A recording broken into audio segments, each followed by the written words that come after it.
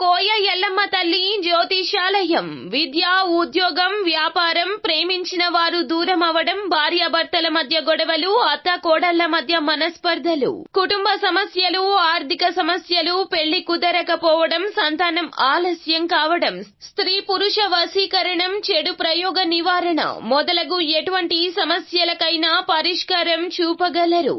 స్త్రీ పురుషులకు ఎటువంటి సమస్యలు ఉన్నా నమ్మకంతో కాల్ చేయండి. ఫోన్ ద్వారానే జ్యోతిష్యం చెప్పబడును. Phone number 9014339338. హాయ్ ఫ్రెండ్స్, అందరికీ నమస్కారం అండి. తులారాశి వారి జాతకులు నవంబర్ మాసంలో 18వ తేదీ అనగా సోమవారం తిథి ఈ రోజున ఈ రాశి వారికి ఒక వ్యక్తి మీ ప్రేమను విడదీయబోతున్నాడు. ఏం జరగబోతుంది, ఆ వ్యక్తి ఎవరు అంటే గనక వీడియోని పూర్తిగా చూడాల్సిందే. అప్పుడే మేము ఏం చెప్పబోతున్నామో మీకు అర్థమవుతుంది. వీడియో గనక మీకు నచ్చినట్లయితే గనక లైక్ చేయండి. మీ లైక్ మాకెంతో సపోర్ట్ అండ్ ఎంకరేజ్మెంట్ గా ఉంటుంది. ఇక ఏ మాత్రము కూడా ఆలస్యం అనేదే లేకుండా వీడియోలోకి వచ్చేద్దాము. ఈ రాశి వ్యక్తుల యొక్క జీవితంలో చూస్తే గనక ఆర్థిక స్థితి మెరుగుపడే అవకాశాలు ఉన్నప్పటికీ మీరు చేసేటటువంటి చిన్న చిన్న పొరపాట్ల కారణంగా ఆర్థిక స్థితి మెరుగుపడకుండా అనేక సమస్యల్లో చిక్కుకునే అవకాశం ఉంది. ముఖ్యంగా అధిక పెట్టుబడి పెట్టడం అంటే వ్యాపారం అనుభవం లేకపోయినా వాటి జోలికి వెళ్లి అధిక పెట్టుబడులు పెట్టి లాస్ కావడం, అలాగే అనవసరమైన వ్యక్తులతో పరిచయం ఎక్కువగా లేని వ్యక్తులతో, నమ్మకం ఎక్కువగా లేని వ్యక్తులతో భాగస్వామ్య ఒప్పందాలు చేసుకోవడం, భాగస్వామ్య పెట్టుబడులు పెట్టడం కూడా నష్టాన్ని కలిగిస్తుంది. కాబట్టి ఈ విషయంలో ఈ రాశి వారు తగిన జాగ్రత్తలు తీసుకోండి. అలాగే ఈ రోజున సూర్యోదయం తర్వాత సూర్యాస్తమయం సమయంలో మీరు ఎట్టి పరిస్థితుల్లో కూడా నిద్రించొద్దు.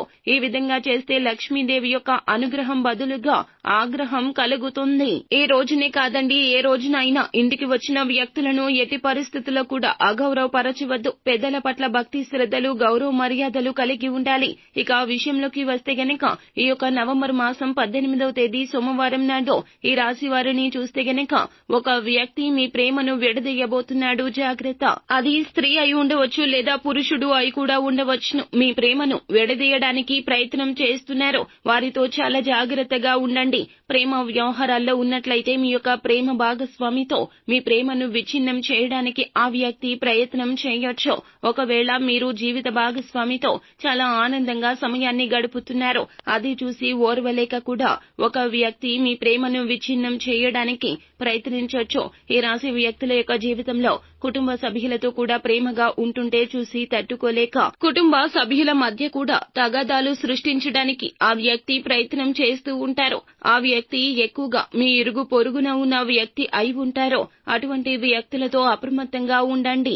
మన ఇరుగు పొరుగు చాలా మంది వ్యక్తులు ఉంటారో వారి యొక్క మనస్తత్వాన్ని గ్రహించి మాత్రమే వారితో మనం బంధాన్ని పెంచుకోవాలి. వారి యొక్క మనస్తత్వం ఒకరి గురించి ఒకరి వద్ద చాడీలు చెప్పే మనస్తత్వం ఉన్నట్లయితే అటువంటి వారిని నిరభ్యంతరంగా దూరం పెట్టండి. మన గురించి మన దగ్గర బాగా మాట్లాడతారో, మన వెనకల్లా గోతులు తవ్వుతుంటారో, మన గురించి చెడు ప్రచారం చేస్తుంటారో అలాంటి వ్యక్తులు మీ జీవితంలో ఉన్నా కానీ వెంటనే వారిని పక్కన పెట్టేసేయండి. అటువంటి వారి వల్ల మీ యొక్క జీవితంలో అనేక రకాలుగా కష్టాలు, బాధలు అనుభవించాల్సి వస్తుంది.